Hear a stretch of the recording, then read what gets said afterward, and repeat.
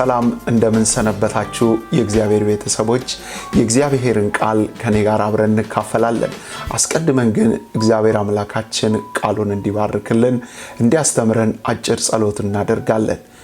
ልዑል አምላካችን እግዚአብሔር በጌታ በኢየሱስ ስም እጅግ አድርገን እናመሰግንሃለን። በነገር ሁሉ ስለረዳህን ክብር ላንተ ይሁንልህ። አባት ሆይ በዚህ ሰዓት ደግሞ በዚህ ቃል ትናገረን ዘንድ ለአንዳንዶች መጽናናት ይሆን ዘንድ ለአንዳንዶች ፈውስ ይሆን ዘንድ ለአንዳንዶች ደግሞ መነሳት ይሆን ዘንድ በኢየሱስ ስም እንጸልያለን። የዘላለም አባት እግዚአብሔር ሆይ እነሆ ቃልህ የተሰበረን ይጠግናል፣ የሞተን ያስነሳል፣ የወደቀን ያቃናል። ልዑል እግዚአብሔር ሆይ የቃልህ ጉልበት እንዲገለጥ እንጸልያለን። የዘላለም አባት እግዚአብሔር ሆይ የሌለን ወደ መኖር በሰራህበት ቃል ነው በዚህ ሰዓት ለእያንዳንዱ ይህንን ቃል ለሚሰሙ ሁሉ መልእክትህ እግዚአብሔር ሆይ ልባቸውን ይጠግን ዘንድ ጸልያለሁ። የእስራኤል ቅዱስ እግዚአብሔር እኔንም ባሪያህን እንደሚገባ እናገር ዘንድ ትረዳኝ ዘንድ ጸልያለሁ። ለሚሰሙት ጸጋን ትሰጣለህ፣ እኔም ለምናገረው ኃይል ትሰጠኛለህ። ሁሉ ለክብርህ ይሁን በኢየሱስ ስም አሜን አሜን። እግዚአብሔር አምላካችን የተባረከ ይሁን። የእግዚአብሔርን ቃል ከሐዋርያት ሥራ ምዕራፍ 12 ቁጥር 1 ጀምሮ ያለውን በጌታ በኢየሱስ ክርስቶስ ስም ቃሉን አነባለሁ። እንደዚህ ይላል የከበረው የእግዚአብሔር ቃል። በዚያ ዘመን ንጉሥ ሄሮድስ መከራ ያጸናባቸው ዘንድ ከቤተ ክርስቲያኑ በአንዳንዶቹ ላይ እጁን ጫነባቸው። የዮሐንስንም ወንድም ያዕቆብን በሰይፍ ገደለው። አይሁድንም ደስ እንዳሰኛቸው አይቶ ጨምሮ ጴጥሮስን ደግሞ ያዘው። የቂጣ በዓል ወራት ነበር።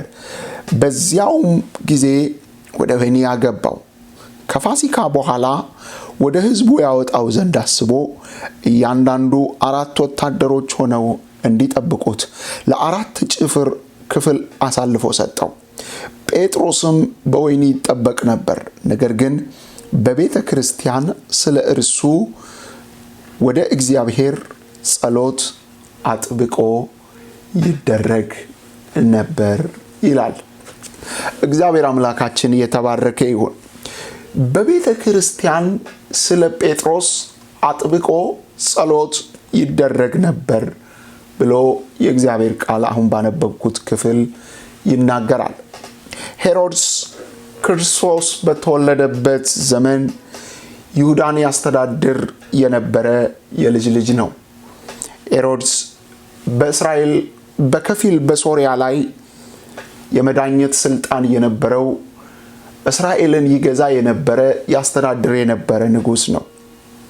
ሄሮድስ በዋናነት ክርስቲያኖችን ያስጨንቅና ያሳድድ ነበር። የእግዚአብሔር ቃል እንደሚነግረን አሁን ባነበብኩት በሐዋርያት ሥራ ምዕራፍ 12 ቁጥር 1 ላይ እንደዚህ ብሎ ይናገራል። በዚያ ዘመን ንጉሥ ሄሮድስ መከራ ያጸናባቸው ዘንድ ከቤተ ክርስቲያኑ በአንዳንዶቹ ላይ እጁን ጫነባቸው። መከራ ያመጣባቸው ዘንድ አንዳንዶችን ያስጨንቃቸው ነበር። እጁን ጫነባቸው ማለት ምን ማለት ነው? ሊያስጨንቃቸው ዘንድ በክፉ ተነስቶ በነሱ ላይ ተጽዕኖ አደረገባቸው። በዚህ ጊዜ የዮሐንስ ወንድም ያዕቆብን እስር ቤት አስገብቶ አስገደለው ብሎ የእግዚአብሔር ቃል ይነግረናል። በቁጥር 2 ላይ ምን ይላል? የዮሐንስንም ወንድም ያዕቆብ በሰይፍ ገደለው። በሰይፍ የገደለው ምክንያት ምንድነው ብለን ስንል አይሁድን ደስ ለማሰኘት ብሎ በሰይፍ እንደገደለው የእግዚአብሔር ቃል ይናገራል። ያዕቆብ የዘብዴዎስ ልጅ ሲሆን የዮሐንስ ወንድም ነው። በማርቆስ ወንጌል ምዕራፍ 1 ቁጥር 19 ላይ እንደዚህ ይላል። ከዚያም ጥቂት እልፍ ብሎ የዘብዴዎስ ልጅ ያዕቆብ ወንድሙን ዮሐንስ ደግሞ በታንኳ ላይ መረባቸውን ሲያበጁ አየ ብሎ ኢየሱስ ክርስቶስ እንደተመለከታቸው ገና ከመጥራቱ በፊት በታንኳ ላይ መረባቸውን ይጥሉ እንደነበረ፣ መረባቸውን ይዘረጉ እንደነበረ፣ የሚተዳደሩትም አሳ በማጥመድ እንደነበረ የእግዚአብሔር ቃል ይናገራል። እነዚህ የዘብዴዎስ ልጆች ያዕቆብና ዮሐንስን ከዚህ ቀደም ለምነውት ነበር። ማርቆስ ወንጌል ምዕራፍ 10 ቁጥር 35 ላይ እናገኛለን። በተለይም እናታቸው ያለችውን ነገር በዚህ በማርቆስ ወንጌል ምዕራፍ 10 ቁጥር 35 ላይ እንመለከታለን። እንደዚህ ይላል ቃሉ። የዘብዴዎስ ልጆች ያዕቆብና ዮሐንስ ወደ እርሱ ቀርበው መምህር ሆይ የምንለምንህን ሁሉ እንደምታደርግልን እናውቃለን አሉት። ኢየሱስን እየጠየቁት፣ አዎ አንተ ጸሎትን የምትሰማ አምላክ ነህ፣ የምንለምንህን ሁሉ እንደምታደርግልን እንደምታከናውንልን እናምናለን ብለው ጌታ ኢየሱስ ክርስቶስ ጋር ቀረቡ። እርሱም ኢየሱስ ክርስቶስ ተለምኖ የሚሰማ አምላክ ስለሆነ፣ ጸሎትን የሚያዳምጥ የውስጥን ጩኸት የሚሰማ ስለሆነ እንዲህ አላቸው፣ ምን ላደርግላችሁ ትወዳላችሁ አላቸው። ዛሬ ልዩ ልዩ ጥያቄ ያላችሁ የእግዚአብሔር ቤተሰቦች ጌታ ለእናንተ ጥያቄ እንዲህ ብሎ ይጠይቃል። ምን ላደርግላችሁ ትወዳላችሁ? እነኚህን ሰዎች እንደዚህ አሉት፣ ምን ላደርግላችሁ ትወዳላችሁ ብሎ ጠየቃቸው። እነርሱም በከበርክ ጊዜ አንዳችን በቀኝ አንዳችንም በግራ መቀመጥን ስጠን አሉት። እኛ የምንፈልገው አንተ በከበርክ ጊዜ መክበርህ አይቀርም፣ መንገስህ አይቀርም፣ ከፍ ማለትህ አይቀርም፣ ንጉስ መሆንህ አይቀርም። አንተ ግን በከበርክ ጊዜ፣ አንተ ግን ከፍ ባልክ ጊዜ፣ አንተ ግን ንጉስ በሆንክ ጊዜ አንዳችንን በቀኝ አንዳችንን በግራ አስቀምጠን ብለው ጠየቁት። በዚህ ጊዜ ኢየሱስ እንደዚህ አላቸው፣ የምትለምኑትን አታውቁም። እኔ የምጠጣውን ጽዋ ልትጠጡ፣ እኔ የምጠመቀውንስ ጥምቀት ልትጠመቁ ትችላላችሁን ብሎ ጠየቃቸው። ምን እንደምትለምኑ አታውቁም። የለመናችሁት ልመና ኢየሱስ የሚከብርበት፣ እግዚአብሔር ከፍ የሚልበት አይደለም አላቸው። እነርሱም እንችላለን፣ ጽዋውን መጠጣት እንችላለን፣ የምትጠመቀውንም ልንጠመቅ እንችላለን አሉት። እርሱም እንዲህ አላቸው፣ እኔ የምጠጣውን ጽዋ ትጠጣላችሁ፣ እኔ የምጠመቀውን ጥምቀት ትቀመጣላችሁ። በቀኝና በግራ መቀመጥ ግን ለተዘጋጀላቸው ነው። በቀኝና በግራ መቀመጥ የተዘጋጀላቸው ሰዎች እንጂ ይሄ ለእናንተ አይደለም፣ እኔ የምሰጥ አይደለም አላቸው። አስሩም ሰምተው በያዕቆብና በዮሐንስ ይቆጡ ጀመር። እናንተ ምን ነካችሁ? የምትለምኑትን አታውቁም፣ መምህሩን ምንድነው የምትሉት ብለው መቆጣት ጀመሩ። በዚህ ጊዜ ኢየሱስ ወደ እርሱ ጠርቶ እንዲህ አላቸው፣ የአሕዛብ አለቆች ተብሎ የምታስቡት እንዲገዟችሁ ታላላቆቻችሁን በላያችሁ እንዲሰለጥኑ ታውቃላችሁ። በእናንተስ እንደዚህ አይደለም። ነገር ግን ማንም ከእናንተ ታላቅ ሊሆን የሚወድ የእናንተ አገልጋይ ይሁን፣ ከእናንተ ማንም ፊተኛ ሊሆን የሚወድ የሁሉ ባሪያ ይሁን። እንዲሁ የሰው ልጅ ሊያገለግልና ነፍሱን ለብዙዎች ቤዛ ሊሰጥ መጣ ብሎ ይናገራል። ኢየሱስ ወደ ምድር የመጣው ነፍሱን ለብዙዎች አሳልፎ ሊሰጥ ነው የመጣው። ዛሬ ይህንን መልእክት የምትሰሙ የእግዚአብሔር ቤተሰቦች እንዲሁም ደግሞ ኢየሱስ ክርስቶስን እንደ ግል አዳኛችሁ አድርጋችሁ ያልተቀበላችሁ ለመጀመሪያ ጊዜ እግዚአብሔር ቃል በጆሮአችሁ የገባ ሰዎች መልእክት አለኝ። ኢየሱስ ክርስቶስ ነፍሱን ስለ እናንተ አሳልፎ ሰጥቷል። ኢየሱስ ክርስቶስ አንተን ይወዳል፣ አንቺን ይወዳል። ያልባለሽበት ሁኔታ ባለህበት ሁኔታ ሊረዳህ የታመነ ነው። ኢየሱስ ክርስቶስ ጸሎትህን ይሰማል። አሁን በምን ውስጥ እንዳለሽ ጌታ ኢየሱስ ክርስቶስ ያውቃል። እንባን የሚመለከት ኢየሱስ የእግዚአብሔር ልጅ አንተን አንቺን ሊያድን እርሶን እናቴ ሊያድን በመስቀል ላይ ነፍሱን አሳልፎ የሰጠው እርሱ ነው። ነፍሱን ለብዙዎች አሳልፎ ሊሰጥ እንጂ እንዲያገለግሉት አልመጣም። በመስቀል ላይ የተንጠለጠለው ለኔና ለናንተ ኃጢአት ሲል ነው። የሞተው ኢየሱስ አንቺን ለማዳን ነው፣ አንተን ለማዳን ነው። እሱ የሚፈርድ አምላክ አይደለም። ስለዚህ እነዚህ የዘብዴዎስ ልጆች በዚህ ቦታም ላይ ከኢየሱስ ክርስቶስ ጋር የቀረበ ግንኙነት ነበራቸው። ሄሮድስ ያዕቆብን ካስገደለ በኋላ አድራጎቱ አይሁድን ደስ እንዳሰኛቸው ባየ ጊዜ ጴጥሮስን ደግሞ አስያዘው። ለምንድነው ጴጥሮስን ያስያዘው? አይሁድ ደስ ስለተሰኙ። አይሁድ ደስ ስለተሰኙ አሁንም ደግሞ ጨምሮ እነሆ አይሁድን ደስ ሊያሰኛቸው ጴጥሮስን እስር ቤት ከተተው። ጴጥሮስ እስር ቤት ገባ።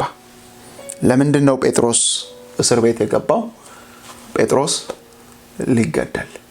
ጴጥሮስን ያሰረው ምህረት ሊያደርግለት ወይም ደግሞ ሌላ ነገር ለሹመት ሊሰጠው አይደለም። ጴጥሮስ እንዲታሰር ያደረገው ሊያስገድለው ነው።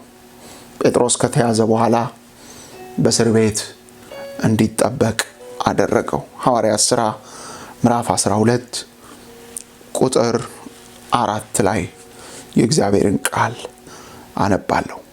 በያዘው ጊዜ ወደ ወህኒ አገባው። ከፋሲካ በኋላ ወደ ሕዝብ ያወጣው ዘንድ አስቦ እያንዳንዱ 4 ወታደሮች ሆነው እንዲጠብቁት ለአራት ጭፍራ ክፍል አሳልፎ ሰጠው። አሳልፎ የሰጠው እንዲጠበቅ ያደረገው ከፋሲካ በኋላ በሕዝብ ፊት ሊያስገድለው ፈልጎ ሊያጠፋው ፈልጎ አራት ማለት 4 ፈረቃ ማለት ነው።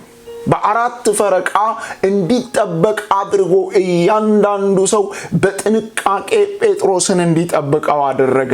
ጴጥሮስ በጣም ተፈላጊ ሰው ነው ለሄሮድስ።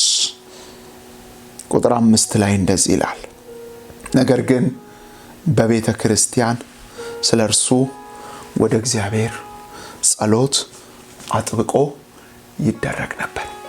ጴጥሮስ በእስር ቤት በነበረበት ጊዜ፣ ጴጥሮስ በእስር ቤት በሆነበት ጊዜ ስለ ጴጥሮስ ግን በቤተ ክርስቲያን አጥብቆ ይጸለይ ነበረ። ይሄ ጸሎት ተራ ጸሎት አይደለም። ጸሎቱ እንደ ማንኛውም ጊዜ የሚደረግ ጸሎት አልነበረም።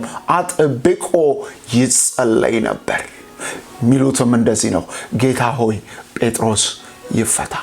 ዛሬ የእግዚአብሔር ቤተሰቦች ይህንን መልእክት በልዩ ልዩ መንገድ የምትሰሙ፣ ይህንን መልእክት በጆሮአችሁ አሁን እየሰማችሁ ያላችሁ ሰዎች በምን ጉዳይ እየጸለያችሁ ነው? በምን ጉዳይ እያለቀሳችሁ ነው? በምን ጉዳይ በእግዚአብሔር ፊት አጥብቃችሁ የምትጸልዩበት ነገር አለ? ጸሎትሽን እግዚአብሔር ይሰማል። ጸሎትህን እግዚአብሔር ይሰማል። የሚሰማ አምላክ ነው። ሰምቶ የሚመልስ ነው። እንደ በዓል አይደለም። ኤልያስ ከበዓል ነቢያቶች ጋር ተወራረደ። 450 የበዓል ነቢያት፣ 400 የአጸድ ነቢያቶች አምላካችሁ እሱ አምላክ ከሆነ ይስማ ብሎ ተወራረደ። በዚያም 400 አጠቃላይ 850 የሚያክሉ ነቢያቶች አምላካቸው ሊሰማቸው አልቻለም። እጃቸውን አንስተው ስጋቸውን ቢቧጭሩም በዓል ሊሰማቸው አልቻለም። ኤልያስ እስከሚያላግጥባቸው ድረስ አምላካችሁ ተኝቶ ይሆናል ቀስቅሱት እስከሚላቸው ድረስ። የአሕዛብ አማልክት አጋንንቶች ናቸው። ዓይን አላቸው አያዩም፣ ጆሮ አላቸው አይሰሙም፣ እጅ አላቸው አይዳስሱም፣ እግር አላቸው አይራመዱም። የኔና የናንተ አምላክ ግን ያያል፣ ይሰማል፣ ይመልሳል። ጴጥሮስን እንዳይገደል በቤተ ክርስቲያን አጥብቆ የሚደረገውን ጸሎት ጌታ ይሰማል። ዛሬ ያንቺን ጸሎት ጌታ ይሰማል። ያንተን ጸሎት ጌታ ይሰማል። እግዚአብሔር ይሰማሃል ወንድሜ፣ እግዚአብሔር ይሰማሻል። እግዚአብሔር አይሰማኝም የምትሉ ሰዎች መልእክት አለኝ። እግዚአብሔር ይሰማል። የእግዚአብሔር ጆሮ ከመስማት አልደነቆረም። የእግዚአብሔር ዓይን ከማየት አልፈዘዘም። ያያል። አምላክሽ ያያል። አምላክህ ያያል። ያንተ አምላክ የሚያይ ነው። ያንቺ አምላክ የሚያይ ነው፣ የሚሰማ ነው። እሱ የኤልያስ አምላክ ያንተም አምላክ ነው። ክብር ለኢየሱስ ይሁን። በአራት ፈረቃ በቤተ ክርስቲያን በእስር ቤት ውስጥ ጴጥሮስ ይጠበቅ ነበር። ጴጥሮስ በዚያ በታሰረበት በቤተ ክርስቲያን ግን አጥብቆ ጸሎት ይደረግ ነበር። አጥብቆ ይጸለይ ነበር።